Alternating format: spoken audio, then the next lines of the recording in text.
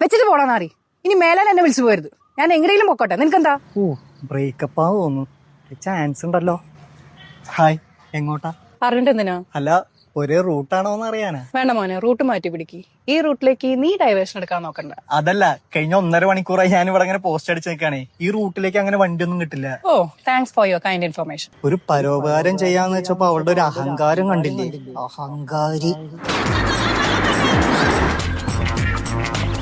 എന്താ മോളെ, ലിഫ്റ്റ് വേണോ?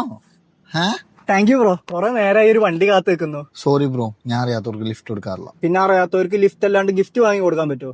എന്താണ് ബ്രോ, ഒരു ലിഫ്റ്റ് അല്ലേ? താനൊന്ന് പോയേ, കേറിക്കോട്ടാ, ഡ്രോപ്പ് ചെയ്യാ. തന്നെ പോലുള്ളവന്മാർ ആണുങ്ങളുടെ വില കളയുന്നേ. ഏതേലും ഒരു പെൺപിള്ളേരെ നീളവട്ടം കണ്ടാ മതി പരോപകാരം ചെയ്യാൻ. എടോ, ആദ്യം ആണുങ്ങളെ പോലെ ആണുങ്ങൾക്ക് ലിഫ്റ്റ് കൊടുക്ക്, എന്നിട്ടുണ്ടാക്കുക കാറും കണ്ണാടി പത്രാസൊക്കെ.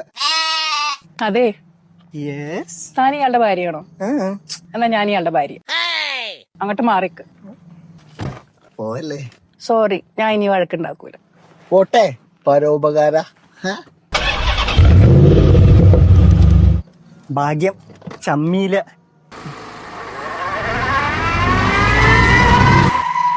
ബ്രോ, പെണ്ണുങ്ങളുടെ മേൽവട്ടം കണ്ടു കഴിഞ്ഞിട്ടുണ്ടെങ്കിൽ പരോപകാരം ചെയ്യുന്ന ആണുങ്ങൾ ഉണ്ടാവും.